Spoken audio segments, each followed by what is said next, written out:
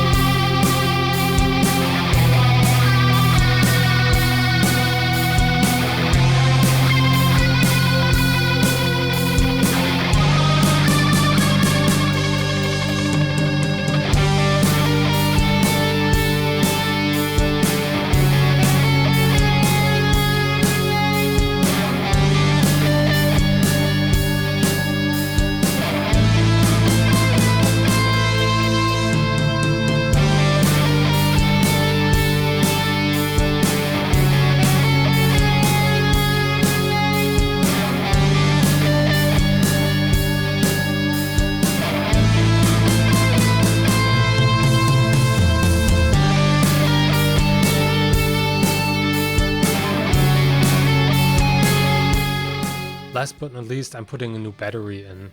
By the way, here's a quick comparison of old versus new strings. It was standard tuning with a 10 set, I believe, so I tried to match it with the D'Addario 10 to 46 set.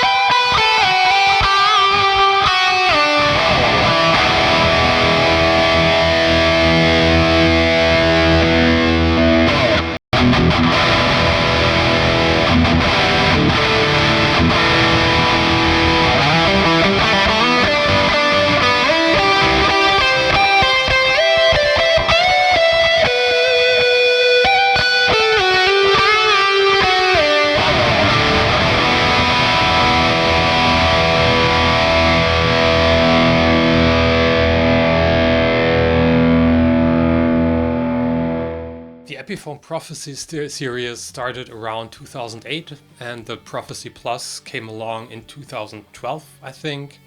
There were a lot of different variations, but in general they were all focused on the metal player's needs.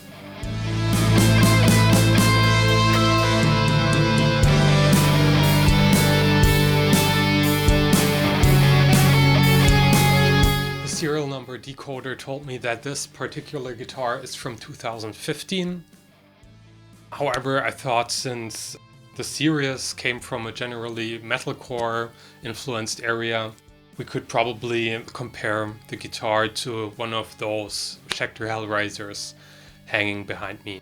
My red one has a similar dark quilt top, where the Epiphone has a blue maple veneer.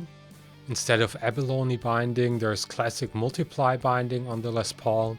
and we have these accents on the knobs, and also the inlays have some abalone triangles within the classic block design. Also both have the standard Grover tuning pegs, where traditionally the Les Paul would have more some sort of a keystone tuning peg.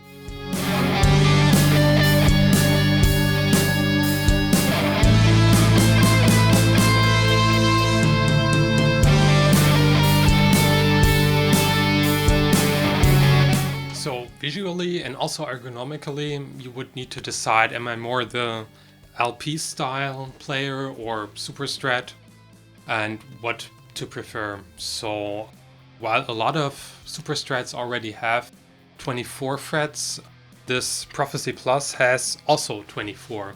So I think that's a big selling point, since you can put any pickup in your humbucker routed guitar, but with the number of frets, you're kind of stuck, and replacing a neck doesn't make any sense in this price category.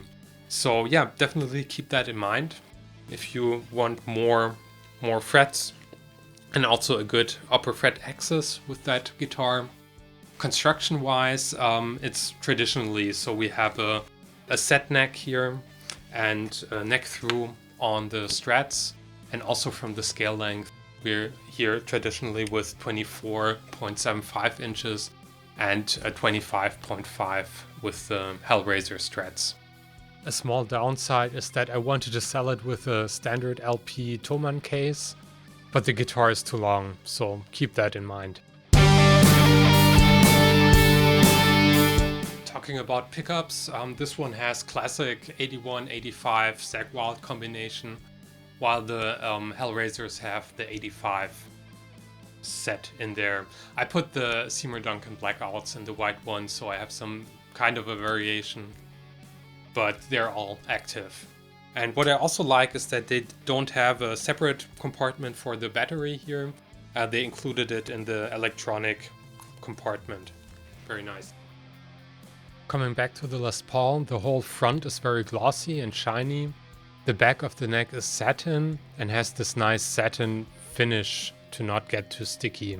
They call it a speed taper D-profile neck, and the satinized back of the neck is a feature which I personally enjoy on my Schecter SLS.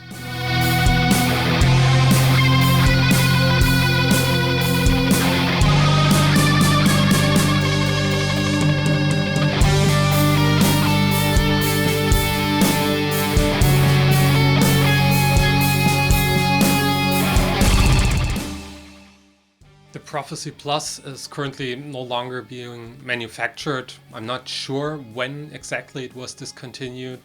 However, currently there is the Prophecy Collection. So at that stage we lost the Plus. They added locking tuners, Fishman pickups, and a modern heel joint. A lot of players enjoy the modern heel carve since they like that there's something to anchor their thumb.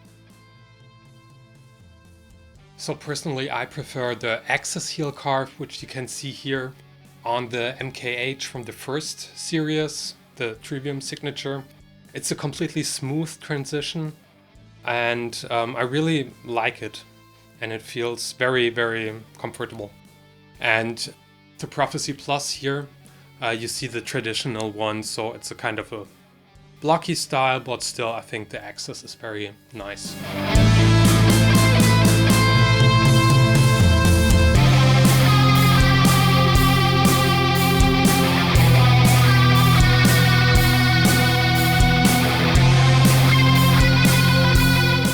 So for me, I concluded that this guitar does not bring any groundbreaking new features to the table. However, I can definitely see that the guitar has its place, and yeah, a lot of players love it. So if you are for the search of a traditional heel guitar but still have 24 frets, that's a very good option. And also alternative for the current Prophecy series. You can always change the tuners or pickups, whatever. But I think the 24 frets are a very good selling point on this guitar. Yeah, so I think that's it. thanks again for watching. Hope you found it interesting, and also hope that this guitar goes to a good new home, and this video will also serve as a memory for this guitar. Thanks a lot.